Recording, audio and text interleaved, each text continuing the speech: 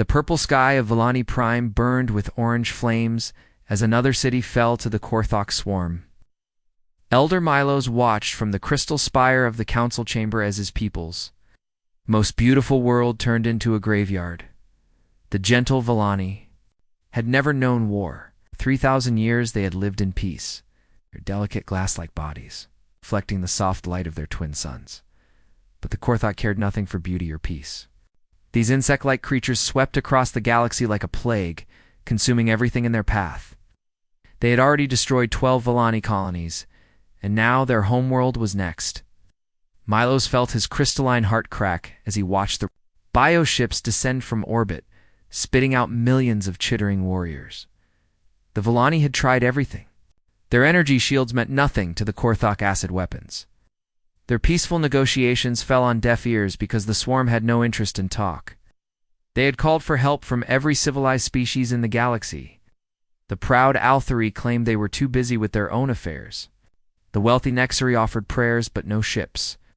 Even the mighty Galactic Union turned their backs, saying the Volani were too far from core worlds to matter. Standing in his flowing robes, Elder Milos made a decision that went against everything his people believed. His trembling fingers moved across the great transmitter's controls, setting coordinates for a system no civilized being dared contact. Sol System, the forbidden zone where the Deathworlders lived. "Elder, surely you cannot be serious," whispered his aide, her voice like wind chimes in a gentle breeze. "The humans are monsters. The Union quarantined them for good reason." Milos looked at her with his large, luminous eyes. "Child, what choice do we have? Civilized galaxy has abandoned us. Perhaps monsters are exactly what we need." The transmission burst across space, carrying with it the desperate cries of a dying civilization. It traveled for hours through the dark void until it reached a small blue planet orbiting a yellow star. Commander Jake Morrison sat in his favorite chair on Luna Station, Earth's primary orbital defense platform. The coffee in his cup had gone cold while he read reports from the outer system patrols. It was quiet duty, really. Earth had been cut off from galactic politics for 50 years now, ever since the Union decided humans were too dangerous for civilized company. The emergency communication system suddenly came alive with sounds Jake had never heard before.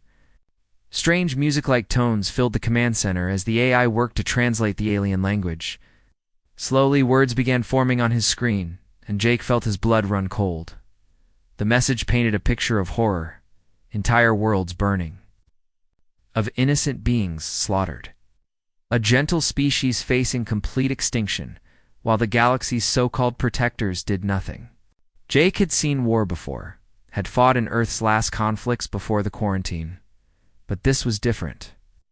This was genocide on a scale that made human wars look like playground fights.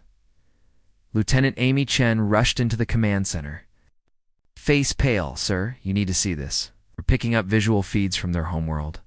She activated the main screen, and Jake watched in silence as cities turned to ash and millions of civilians fled in terror. "How far away are they?" Jake asked quietly. 17 light years, sir. 3 days at maximum burn with our new drives." Jake stood up slowly, his mind racing. Earth had 12 heavy cruisers and 40 destroyers ready for immediate deployment. Not much against what looked like millions of alien warships, but Jake had learned something important during humanity's bloody history. Sometimes the size of your heart mattered more than the size of your fleet. "Sir, should we contact the United Nations?" Amy asked. "This could start a war with the whole galaxy." Jake looked at the screen one more time. A Volani child, her crystal skin cracked and bleeding, reached out toward the camera before the feed went dead. In that moment, Jake Morrison made the same decision that had defined humanity for thousands of years. When someone needed help, you helped them, even if it killed you. "Contact Admiral Rodriguez at Mars Command," Jake ordered. "Tell her we're going to need every ship we can get." And Amy. "Yes, sir." "Don't bother with the UN. By the time they finish arguing about it, there won't be anyone left to save."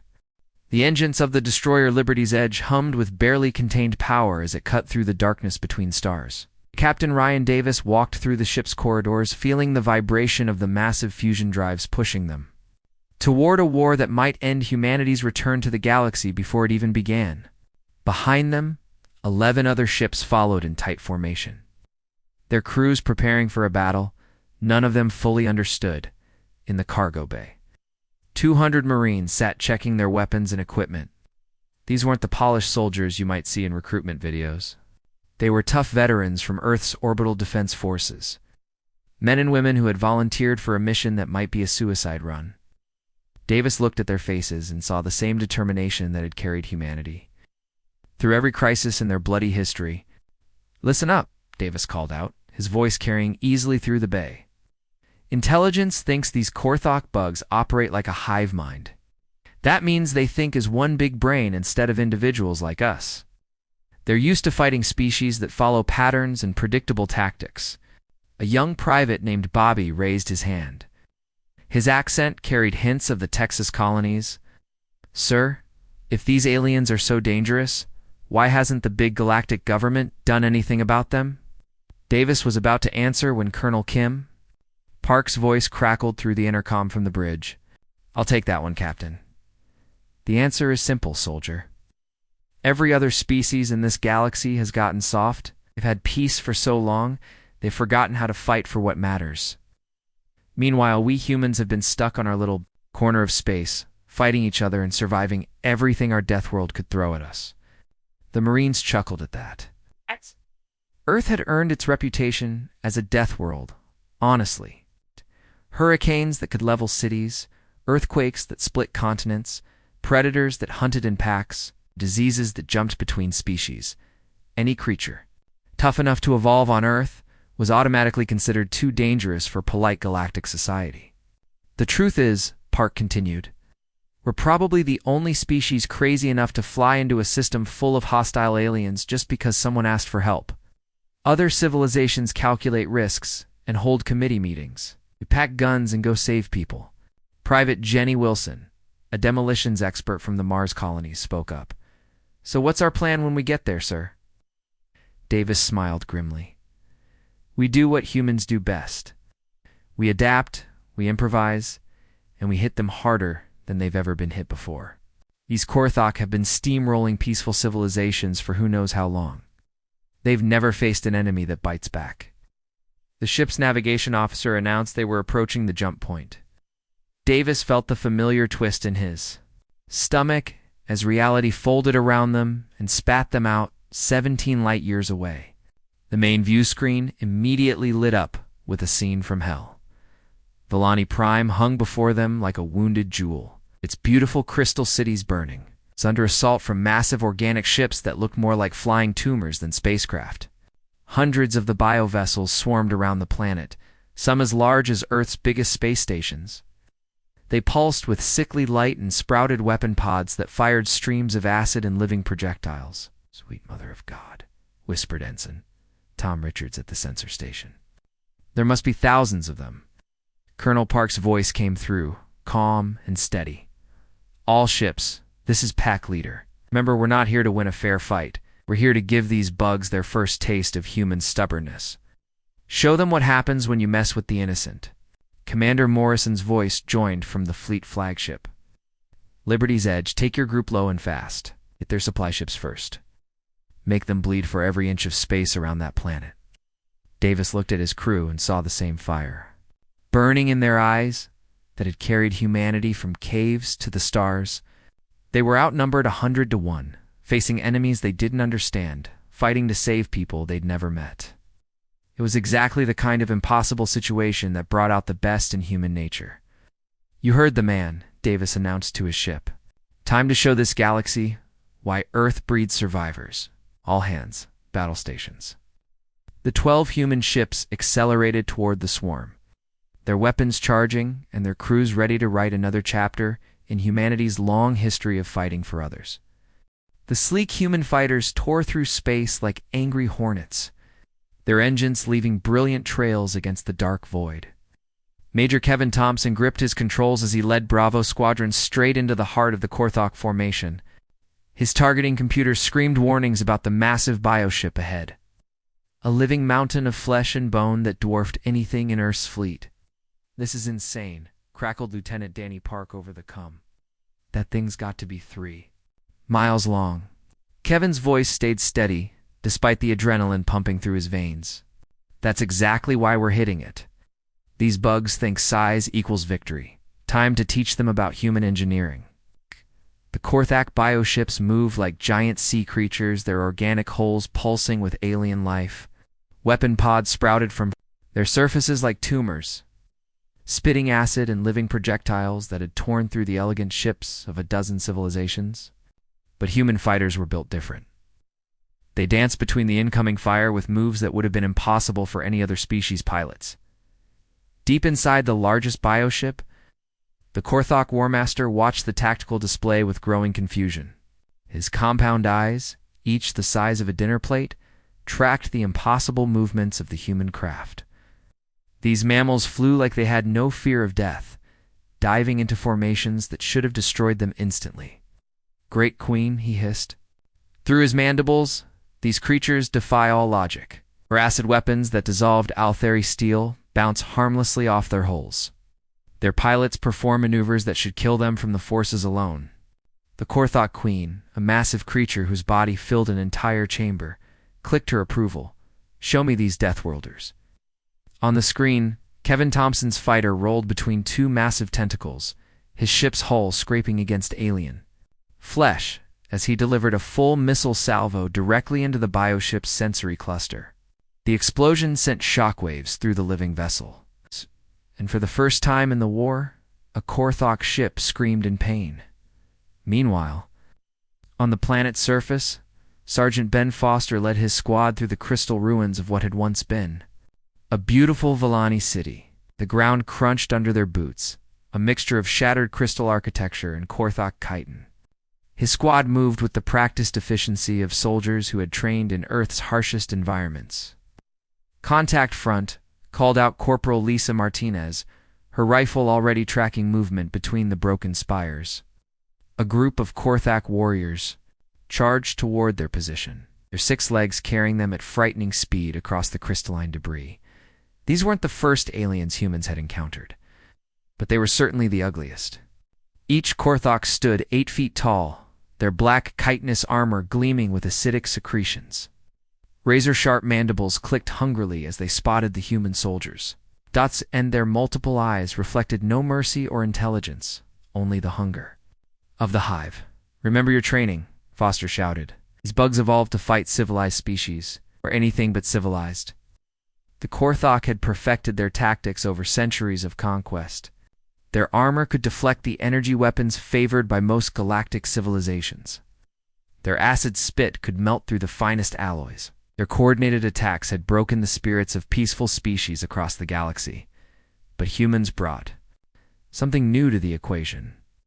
Private Jerry Williams popped up from cover with an old-fashioned slug thrower, the kind of kinetic weapon that most species had abandoned centuries ago. The depleted uranium rounds punched through Korthok armor like it was paper, sending green ichor spraying across the crystal ground. "How do you like that, you ugly bugs?" Williams shouted, working the bolt action with practiced speed. The Korthok warriors stumbled, their hive minds struggling to process this new type of warfare. These humans didn't fight with elegant energy beams or sophisticated tactics. They fought dirty, using primitive weapons and guerrilla techniques that had been forged in Earth's countless wars deep beneath the city. Elder Milos huddled with the surviving Villani civilians in emergency bunkers. His crystalline body shook as explosions echoed through the tunnels above. But these weren't the sounds of destruction he had grown accustomed to. These were different, sharper, more violent, but somehow more hopeful. Elder whispered his aide. "The seismic sensors are picking up something strange. The Korthok biosignatures are ... retreating?"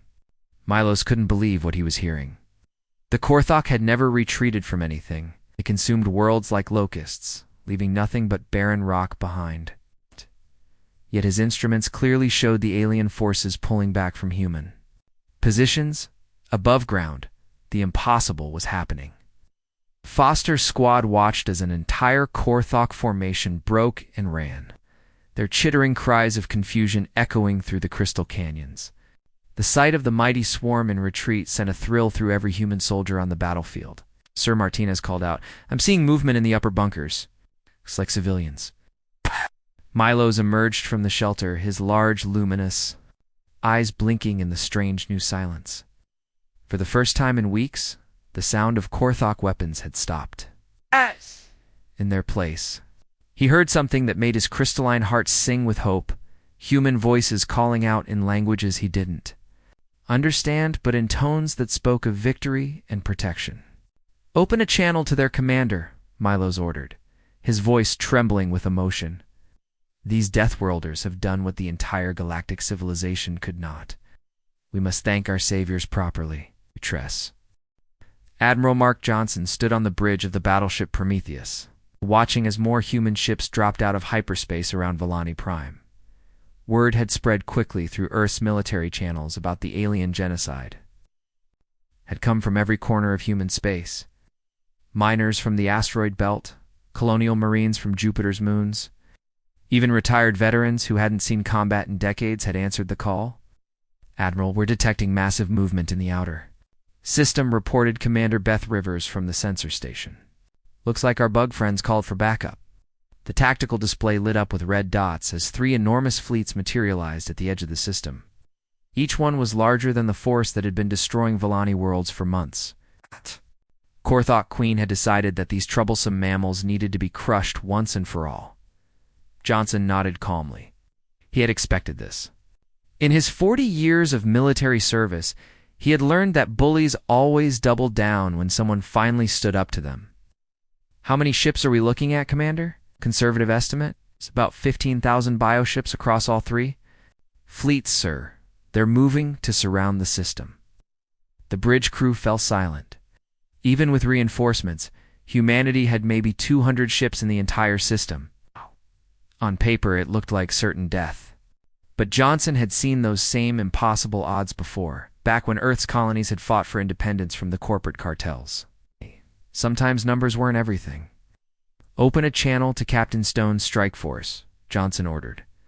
"It's time to remind these bugs why you never back a human into a corner." Captain Rachel Stone was already suiting up in the armory of the assault ship. Devil Dog when the Admiral's message came through. Her mission was simple in concept, but insane in execution.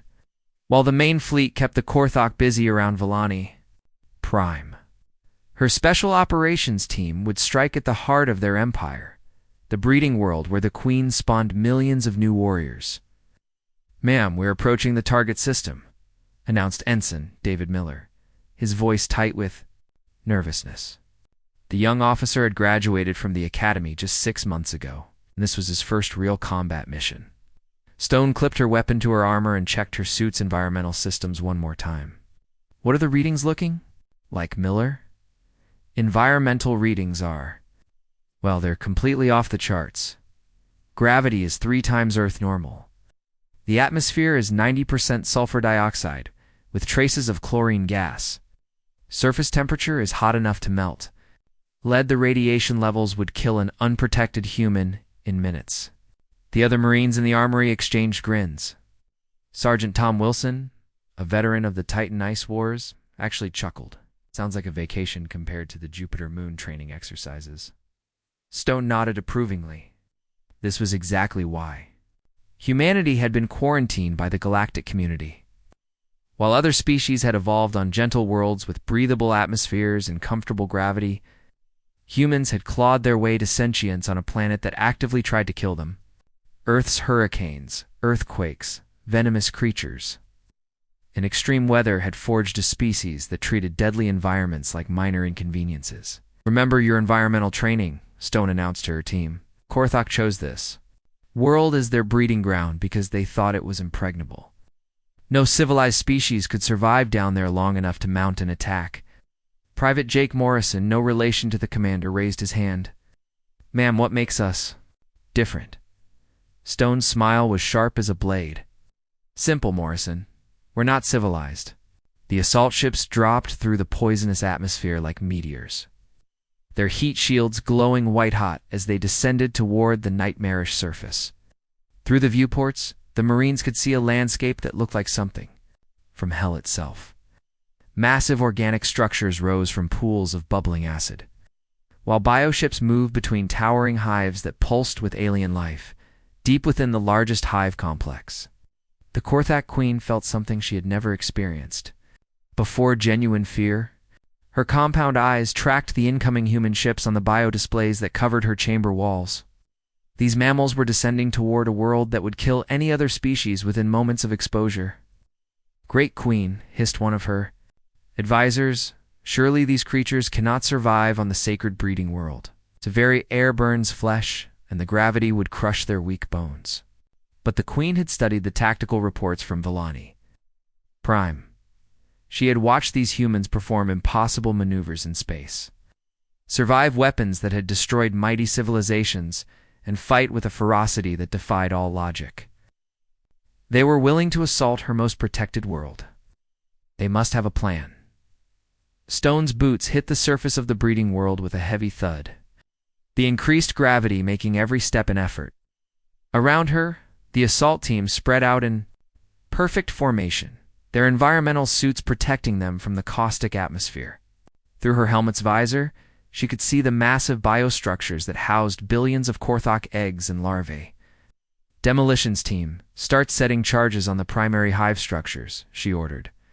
"Intel team, find me the Queen's location. Everyone else, establish a perimeter." "We're going to be here for a while," Miller checked his instruments nervously. "Captain, the environmental conditions are actually getting worse. The radiation is spiking, and the atmospheric pressure is increasing." Stone's voice carried the casual confidence of someone who had trained in the volcanic pits of Io and the ammonia storms of Titan. "Just another day in paradise, Ensign. Stay focused and remember your training. We've got a job to do." As explosions began to rock the breeding world, and human soldiers carved through defenses that had never been tested, the Korthok Queen finally understood the truth about these Deathworlders. They weren't just tough or lucky or stubborn. They were something far more dangerous. They were creatures who had evolved in hell itself, and now they were bringing that hell to anyone who threatened the innocent. The great council chamber of the Galactic Union stretched out like a vast amphitheater, its crystal walls reflecting the light of 1,000 different worlds. Representatives from dozens of species sat in their designated sections, their various forms creating a rainbow of alien diversity. But all eyes were focused on the center stage where a single human stood in his plane. Military uniform, Admiral Jake Morrison felt the weight of history pressing down on his shoulders as he faced the beings who had kept his species locked away. For 50 years, council members whispered among themselves in languages that sounded like music, grinding stone, and electronic static. Some had tentacles instead of arms, others floated in tanks of liquid methane, and a few existed as pure energy contained in crystalline matrices. Behind Morrison stood Ambassador Claire Wilson, Earth's first official diplomatic representative. To the galactic community, her briefcase contained documents that would either end humanity's quarantine forever or start a war that could consume the galaxy. The tension in the chamber was thick enough to cut with a knife. Council Speaker Vorth, a being that looked like a walking tree with too many eyes, raised one of his branch-like limbs for silence.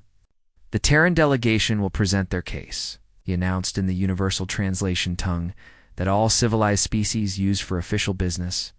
Morrison stepped forward, his boots echoing in the vast chamber. "Honored council members, for half a century you have kept humanity isolated from galactic civilization. You called us too violent, too unpredictable, too dangerous to be trusted among civilized species." Murmurs rippled through the assembled delegates. The Althri representative, a proud being with silver skin and 4 arms, shifted uncomfortably in his seat. The wealthy Nexari delegation, floating in their gravity-defying robes, whispered nervously among themselves. "How yet?" 3 weeks ago, when the gentle Villani people faced complete extinction, where were all of you?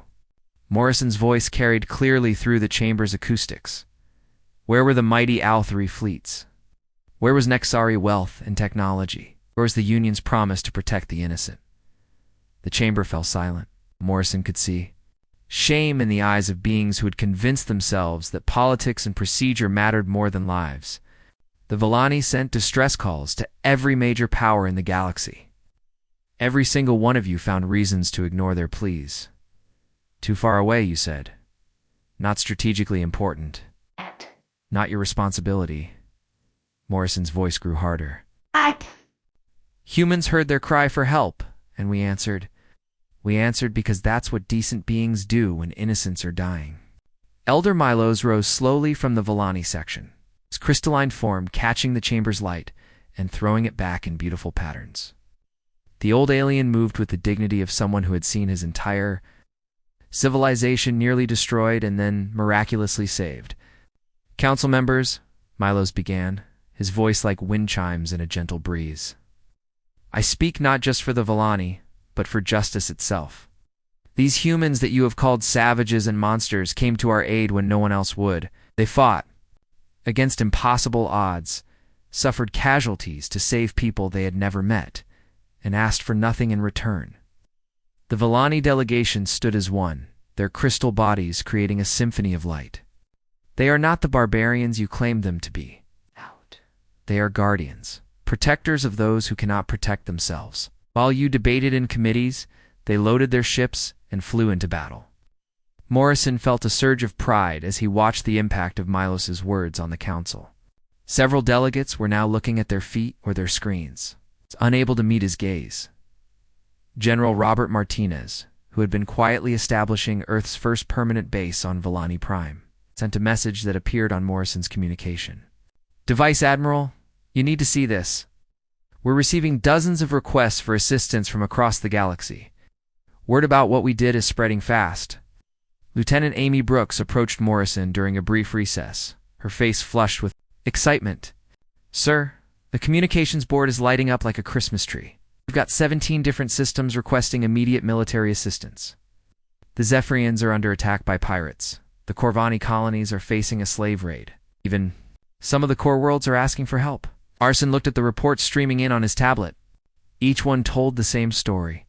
Oppressed peoples who had heard about humanity's intervention and dared to hope that maybe, just maybe, someone would finally stand up for them.